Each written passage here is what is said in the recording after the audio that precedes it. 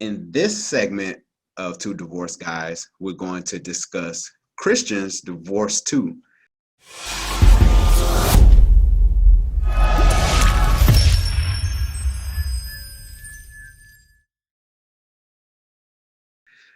What's up, everyone? This is Shon Hyneman here with another segment of Two Divorced Guys with my co-host today, Vince Fruqua. What's up, Vince? How you doing, man? What's up, man? How you doing, Doc? I'm great, man. I'm here to address this topic. We're going to talk about Christians divorce too, and why do Christians divorce? And if we're supposed to be the light of the world, then it look like our light is a little dim with some of these divorce rates out here, man. And I understand sometimes that can be a lot of pressure to put on a Christian couple, if you will. But I was doing some research, and I was wondering, are people in the church getting divorced less or more than, say, and I'm throwing up my air quotes, people in the world? And actually, Christians, I don't know if I want to use that term, Christians or in the church. I don't want to get too theological behind that or whatever, but you kind of, Okay, you know what I'm I saying? hear you. Yeah, because you might have people listening who aren't believers. But anyway, those people who are in the church, they actually have a lower divorce rate. But Oh, really? yes, I always thought it was higher. I always heard that. yeah, statistically speaking, I was just doing some research on a couple of different valid websites, because you can't get all your information just from just a blog unless they have Right. research. I don't, unless they don't have a bibliography, I really don't rock with too many people unless they've done their research on things. Exactly. Yeah. So that's just the way I look at things. But you do have a divorce rate with it being 50-50, 50% and all this other stuff, one in every two marriages.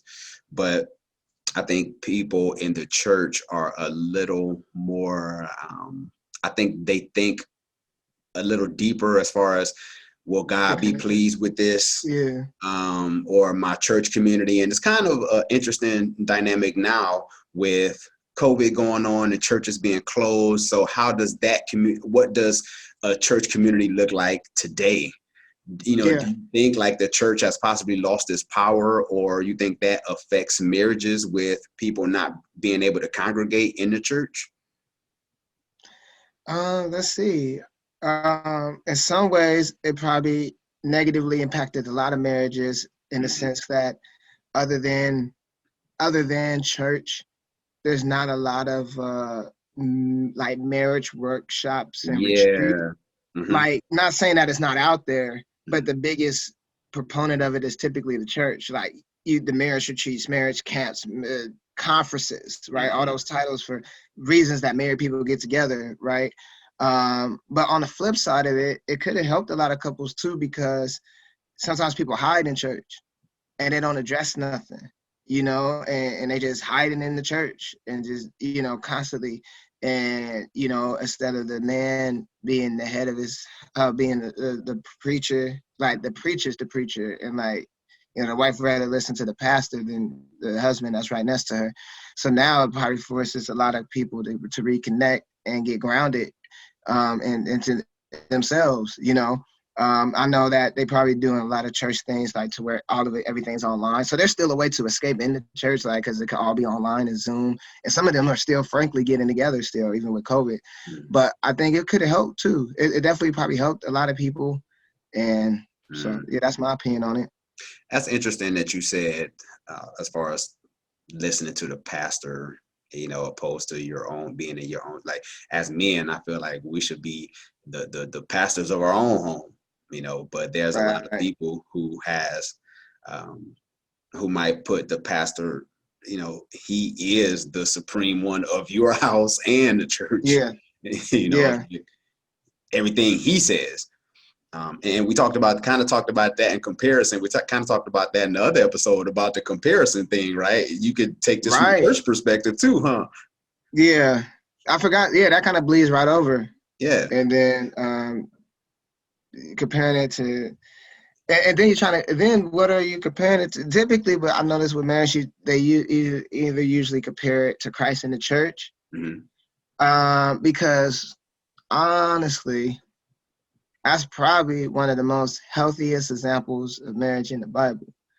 And as far as it being picture perfect, maybe the Bible real. Maybe I should take that back. Maybe the Bible don't give you just a highlight reel. It gives you everything, right? Because there ain't like a lot of picture perfect marriages in the Bible. Adam and Eve was tripping.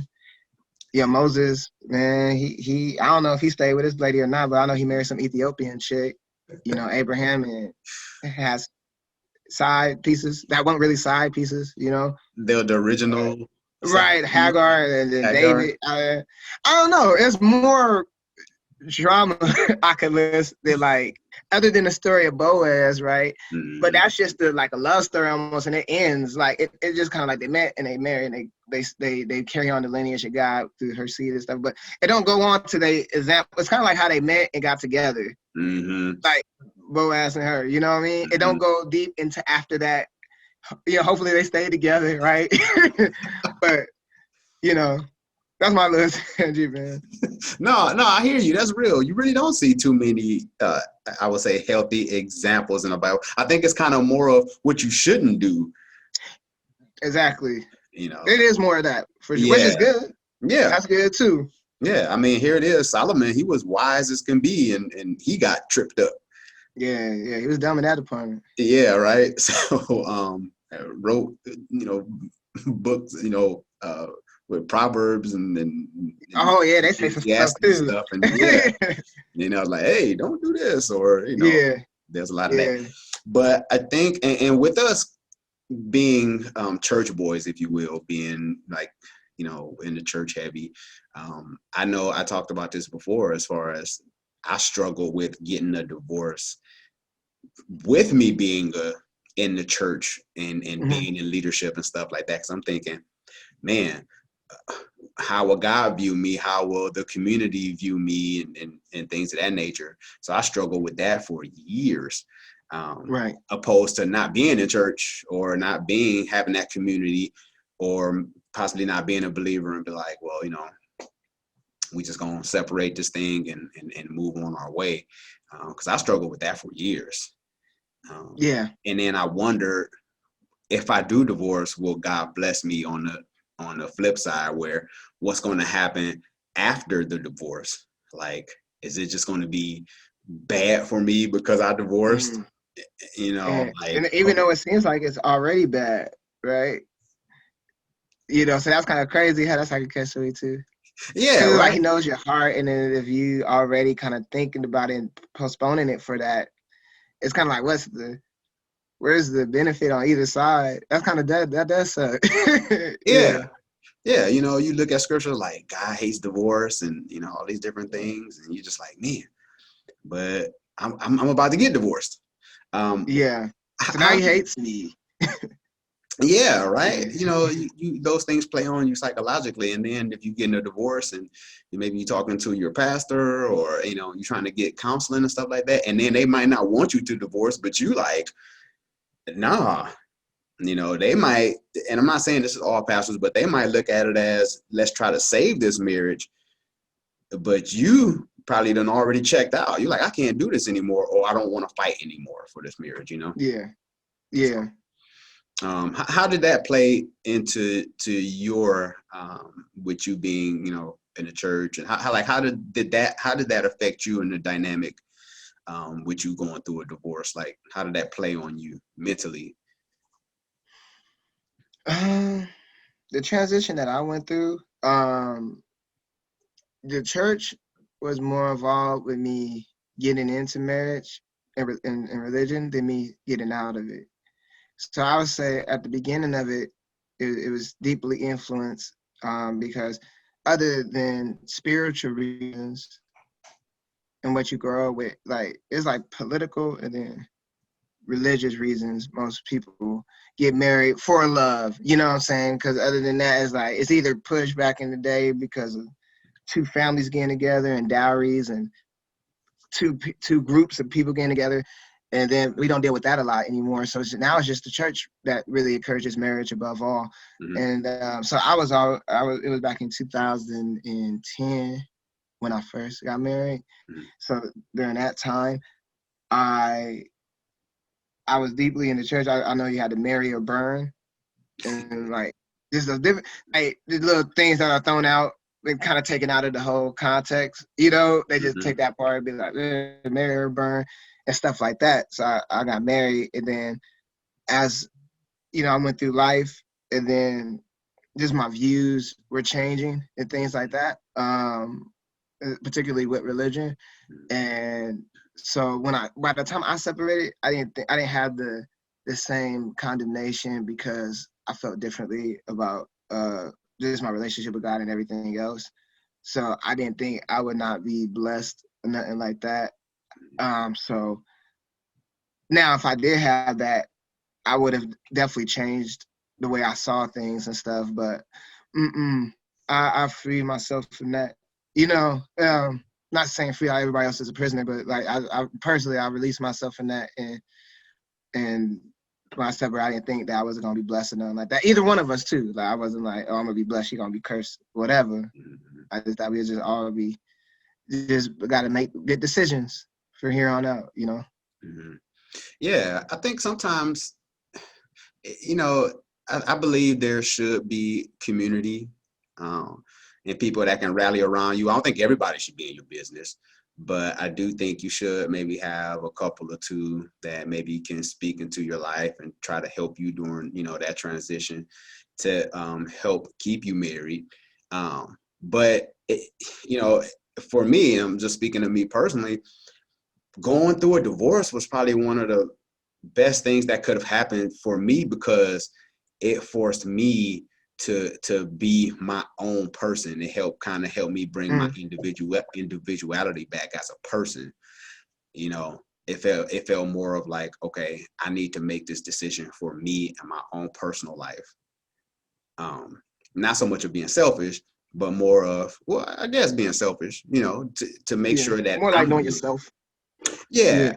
like I had to make sure that I was good overall because I think sometimes one of the biggest mistakes we can make in marriages is staying in one and thinking that we doing this for the kids, but it can actually be more toxic to the kids because y'all don't get along Yeah. and y'all causing And more that's when hurt I than help. confuse it. Yeah. The Mm-hmm. idea of marriage with with the actual functioning, having a real functioning relationship, not just a relationship, you know, with title, saving face, all that kind of good stuff. Mm-hmm.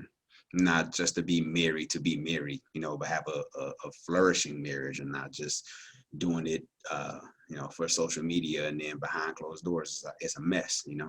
Yeah. Yeah. And and do you think, 'cause I know what we said earlier, you really got me with that, since I honestly thought that it was like the divorce rates were higher among Christians, and then and that's because I thought like Christians married more, so I thought the divorce rate would be higher simply because they believe in marriage more and things like Mm-hmm. that. But obviously that is not accurate. Mm-hmm.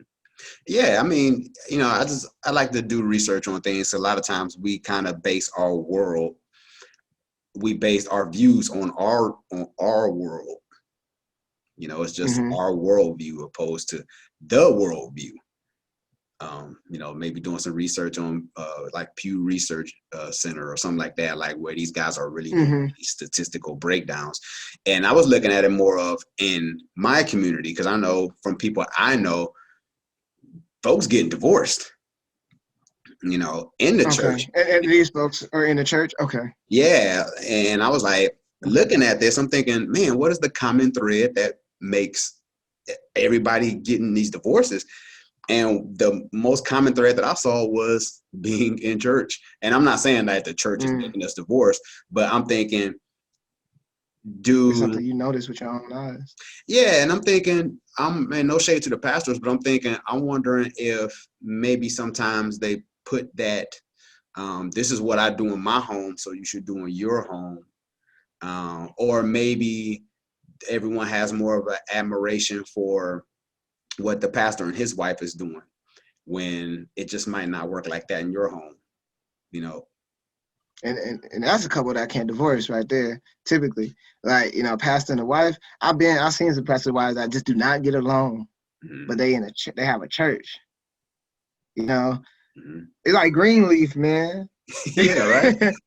You know, like that was, I didn't watch all the seasons, but I saw some episodes, and that must be a lot of pressure on them too, because they supposed to be. That's tough. Imagine that, right? You're the leader of a flock, and God hates divorce, and you get divorced. Like then you gotta, and all the church people are typically y'all kids, so y'all gotta like, it's like y'all gotta separate kids. Like that's tough, man. I think, man. I wonder what their divorce rate is, man. I think they be sticking it out because that's a tough thing. And then I think that's what everybody feels. They pressure. Every Christian feels they pressure. Not to their degree because they're more public, but we all got that same. Hey, man, I stick it out because this is where we went. She in this committee, I'm in this committee. The whole committee will fall apart if we just, or get shunned or something. Mm-hmm. They say don't ever ask a barber if you need a haircut. So like, cause he gonna say, yeah, like, so I think like you said, you should have that community that wants to support it. And then you should have that community, cause you always gonna get the people that always gonna be like, man, you should just stick it out no matter what. Mm-hmm. Even without hearing y'all reasons through domestic abuse or cheating, whatever it is, they be like, hey, y'all got to stick together. And then y'all got the ones that be like, man, y'all just need separate. I don't even know why you got married. And then you got those middle people that say you probably should. It just depends, and that's the balance you need, But yeah, I think a lot of times you do have people who will. Everybody's just for marriage, and I know I've been like that for years. I was like that before years, and I know my mind had to be renewed through research and personal prayer, and even my viewpoints, even changing on some things. That you do. Sometimes it's just best that you do divorce for your own sanity, and the kids will be okay if y'all can have those kind of situations where y'all can have those. Nobody's really bitter, but you can say, okay, let's do what's best for the kids, opposed to making this personal. Like you hurt me, so I'm going, because usually it's the child that's the one that gets hit with all the shrapnel of your war. You know what I'm saying? Yeah. Which is unfortunate. And there's a lot of things that play into a child's life when mom and dad divorce. It's a lot of psychological things because they think it's their fault. Yeah. I've been through it myself. I must honestly say I never thought it was my fault, but it was I just think differently on a lot of things, even as a little kid. But I didn't know it was like, it's just a tough thing. So, marriage is tough. You just got to choose your heart, like people say, right? Like, you got either, in a sense of do you want to stay in a marriage that's unfunctioning, or do you want to separate? And one may be more comfortable because at least you know how that is. Like, if y'all were to stick together, you know how that's going to be. Even though it's drama, you know the level of drama and stuff like that. But if you separate, it's like a whole new world. That can have some blessings that come with it, but you may not want to get to that because you don't know the drama that's going to come with it either. So you guys will just stay in your little safe place and, go into conferences and stuff. Mm-hmm. Yeah, because I do believe there's sometimes you do have to fight for your marriage. I believe that sometimes you have to fight, but then you gotta, as the song say, you gotta know when to hold them and know when to fold them, right? Yeah. So yeah. I and it varies from couple to couple, because I do think some people just may be missing that therapy piece. Because a lot of times we just be like, oh, just pray. Go ahead. You can sound like you got an epiphany. No, you're right. No, you're right, man. They miss it because every Christian is like a therapist to them. Like, even like you don't go to a therapist because Jesus is a wonderful counselor, right? So you don't go to counselors. So like, you just go to the people in your own little marriage group. You don't go to real therapy, but keep going. I'm glad you said, because not saying they not wrong. Sometimes the Spirit can't give them stuff, but like, you're right. People don't go, when you in church, you blinded. I was blinded. I didn't go to doctors for some time because it's like everything, boom. Yep. Sorry, but yeah, that's true. Yeah, I fell under that too, where you go to the pastor to get counseling and stuff like that. I've done it. But we didn't go to, and I think that's kind of a maybe that's another topic, like our pastor's therapist. Exactly. you know. So we, in my first marriage, we didn't go to therapists per se, licensed therapists. We went to through church. And of course they give you the scriptures and stuff like that, and they pray. And I understand that that's a vital piece too, because I believe spirituality plays a big part in marriage. But the Absolutely, practical for sure. piece, the practical piece, I think a lot of times we miss with talking to the therapist. And like we talked about before, individual therapy for you to work through your mess, and then getting that marital piece where both of y'all can come together and then talk to a Yeah, marriage therapist, and then that way y'all can see different viewpoints opposed to y'all just arguing and trying to bite each other head off because you can't see past your own pain. You just want right. to get your point across. Yeah, So yeah, I think that's important, getting therapy. You can love Jesus, but you can get you a therapist too. yeah, yeah. And just like you said, the practical aspect of it, Mhm. and like we just shy away from it, as a church, not every church, but or every person, but it's just it's only in the Bible, and it's only in the people around you that believe in the Bible like you do. And then sometimes that the answers ain't in that immediate circle, and you can't go outside of that circle. It's not encouraged, Mhm. you know. Yeah, And, and then they throw out the other scriptures like submission, and it's just everything like it's just little choppy scriptures that are thrown out, and people don't really grab the full thing. mm-hmm. Yeah, and because you talk about like submission and things like that, that's something that's usually frowned upon. Um, but I do believe that I always tell people this too, that men, we should be submitted too. We should be submitted to Yeah, God. right. So, I mean, do you want to be submitted to God, or do you want to be submitted to your spouse? Like, I mean, you should have, be submitted to both. But Yeah, as a man, because there's a scripture, I don't know if it's in Peter, but he talks about how your prayers will be hindered, right, by treating your right. wife a certain way, Yeah, you know. and I So feel Peter on that, because yeah. even Jesus was like, if before you bring your gift to the altar, make peace. And Peter's basically saying the same thing. He's like, man, you can't be beefing like with your spouse and then trying to like get all these brothers. He just make it to me. That's just common sense that Peter's saying. He's like, man, you got to clear it up with her, because how you even gonna do that? You Hmm. know, I'd Hmm. rather listen to Peter, cause I don't think Paul was married, man. I Yeah, don't listen to Paul too, but I'm just saying, like, was Paul married? I don't know. He wasn't, right? I don't think So we so. just listen, like, if he was, it wasn't happy. Like he don't talk about it a lot, and He was he probably always in he jail. traveled a lot.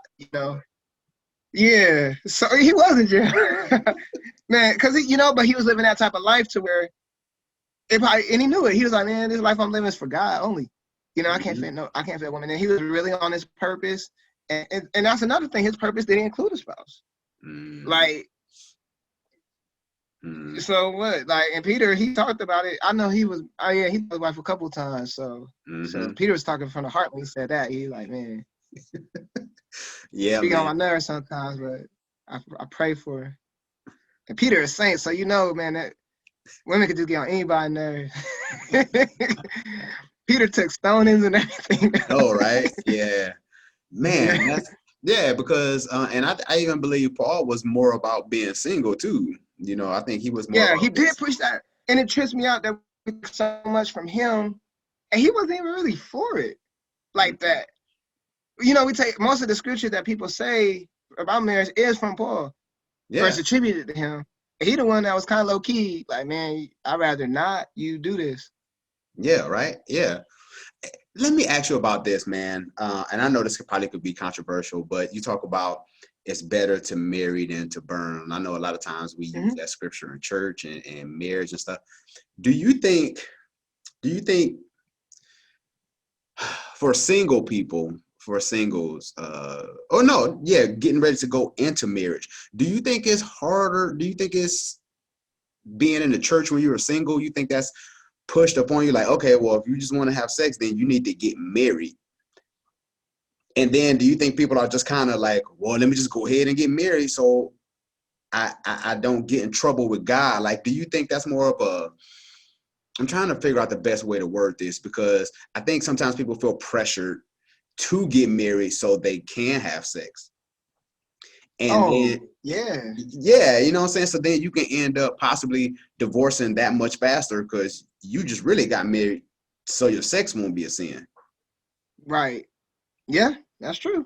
And if you ask me, like, if I think that's, I could personally say from my personal experience, I know people that, I mean, I was a part of that group, but not, and like, I did, I wasn't linking it right to the sex. I knew it would come with it, Mm-hmm. but I wasn't like, oh man, I'll get married so I could, get some draws or something. Like, it was just like, I knew it would come with it. But no, I talked to many people that got married because they was with the girl, they really liked the girl, the guy, and they wanted to take it to that level. So in one way, it's kind of cool because it makes people more conscious of their bodies and not just giving it away to everybody that they feel attracted to at that moment. To each his own on that. But the word, when you come with the Bible, and then it could flip it, because then you only get married for that reason. That's bad too. So like, you know, so what you think about that then? Man, it's a top. It's just a topic within itself, man. I think a lot of guys maybe get married just to have sex, especially like if Oh you're yeah, in the church and both. stuff like that. Or if you have a position, maybe like if you're a deacon or something like that, it's like we got to get you a wife, man, because you can't be player inside these four walls. Yeah. So and then you thinking you find you a good old church girl, and you realize that there's so much more to her outside of the four walls of church. Right. And then that's an issue within itself because you like, yeah, you can say she loved God, but she crazy She or he Jezebel. crazy. Yeah, yeah, yeah. Yeah, there's so much more. So I think people can get tripped up. So I think the biggest thing is, and this isn't judging anybody. So if you're listening, this is no judgment. So I'm thinking, do you get married so sex won't be a sin? I mean, that's a benefit of marriage. Or because we are sexual beings, do you just like, all right, God, I'm just going to take this one on the chin where I'm just going to say, you know what? I'll just have to repent for this, for sleeping around. And I think that just comes from your personal relationship with God. I don't know. That's to We each. got, yeah, and how you feel about sin and how deep, like if you Right. really think you about to go to hell for it. That's basically what it come down to. Like, man, is this gonna send me to hell? And Yeah. Is this, that's is kind of this, crazy. some people think like that, is it just one of those things where people feel like I'll just continue to have sex until, I don't know. Because everybody's not living the celibate life. Um, so you got some people that's just like, man, I enjoy sex and I ain't really trying to get married right now. So I guess it Yeah, just and I depends on think your to put personal that type conviction. of person and force them to get married, because that would be bad for whoever they get with. Because if they, like you said, if they out doing their thing and they ain't trying to get married, and then they get pressured spiritually into it, they're still that same person.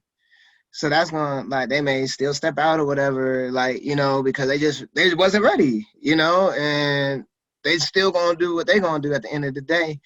And so yeah, getting married for any other reason, like like I think we talked about this before, like I don't want marriage to be consequential like that. Like, oh, we getting married because you came up pregnant, or we getting married because whatever. It Hmm. just should be for love. I don't want to marry you for long term because I don't want to go to hell. Like, that's like, oh, okay. Then yeah. So I ain't gonna beat a dead horse, but that's basically what that comes down to me. Hmm. Hmm. Yeah, I think that's a topic within itself, man. I think maybe some people maybe struggle in that area. And again, I think it's personal convictions. Um, Oh, for sure. And yeah. then that's interpretation. That comes up. I mean, it's just, man, like, I don't know. The church definitely, like, there's examples on both sides. So you could be like, the church, I know, definitely helped some marriages. Hmm. But I talked to people that said they felt the church hurt their marriage. So you just got to go what works for you and your spouse. If you guys are flourishing in the church and you guys got other cool couples and the church is having a positive impact on your marriage, that's great. If you notice it's not, or it's making more drama, it's probably either the church you might have to go to a different church, or like just step back for a second and not go and just build with your spouse or something.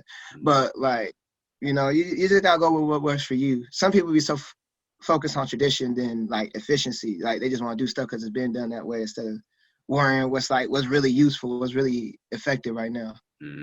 Yeah, we just have to be strictly traditional. This is, no new way of thinking. You just have, because I think sometimes people think a new way of thinking is demonic or something. It's like heretic. Yeah, like this is crazy. I wouldn't do that, or I just want my wife to stay at home. I want her to be a stay-at-home wife because I think that's, the way my wife should be, And there's a woman out there like that, and then, I mean, whatever you're on, if you find a spouse that's on that same tip, y'all gonna be okay.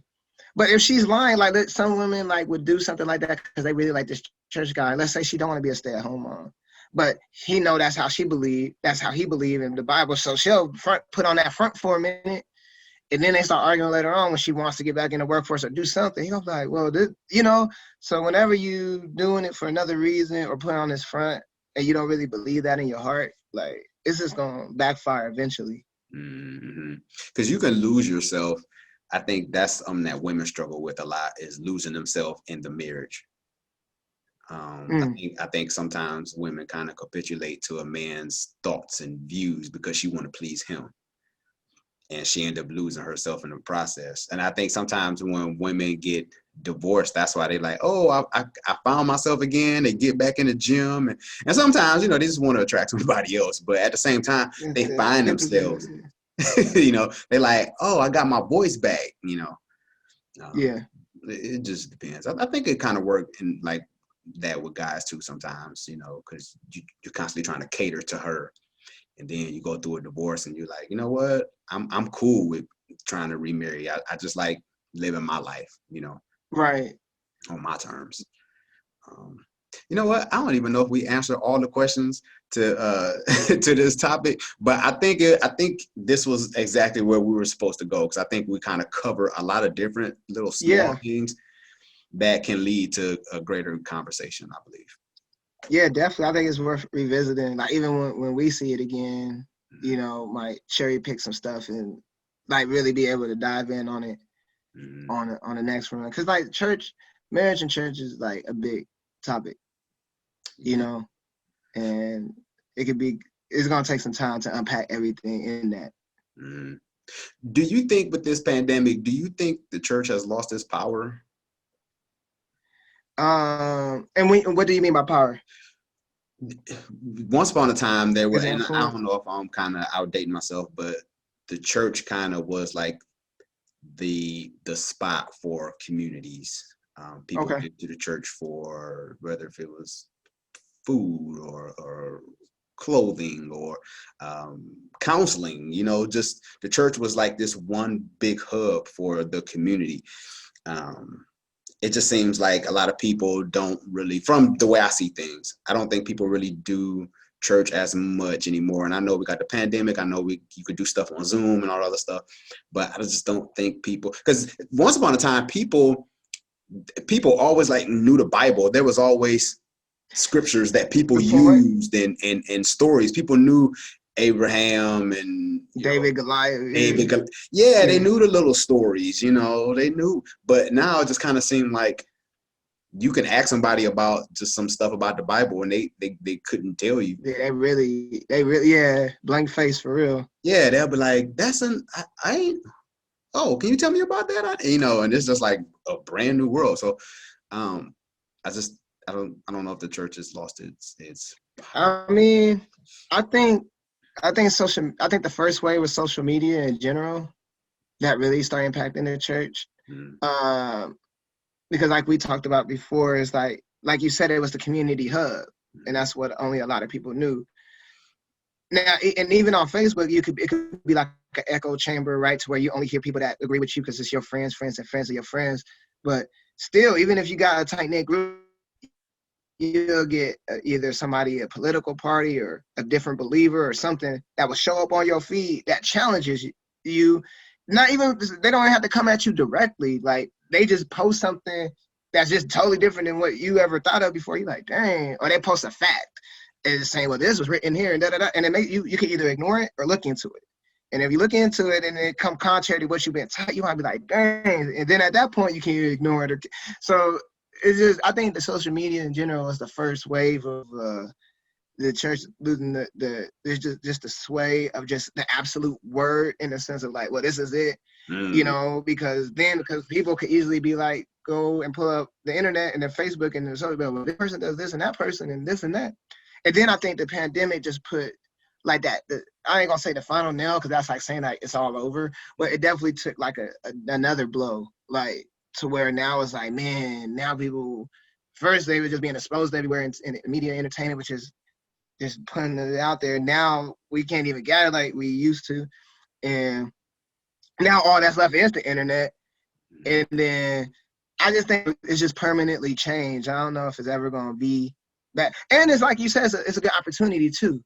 I think the real solid ones is gonna survive. I think anyone that was like faking it or just riding it, and even getting all their power from social media themselves, they're gonna wash out. But like you said, when you say certain things and people are like, oh wow, I never heard that story, people might actually be really like, it's like brand new to them when they hear it from you. So there's like actually a hunger still too, because people gonna miss it. Like, it's still a missing gap. So I just think the real ones are gonna prosper, because this is how it was for them anyway. Like during tribulation and stuff, like they couldn't gather in big areas anyway, because they was always persecuted. You had to have little mini sessions and stuff like that. So I think just the real ones are gonna really step up eventually, and those big fake. Not saying all of them as big as fake. Any fake one's gonna die out.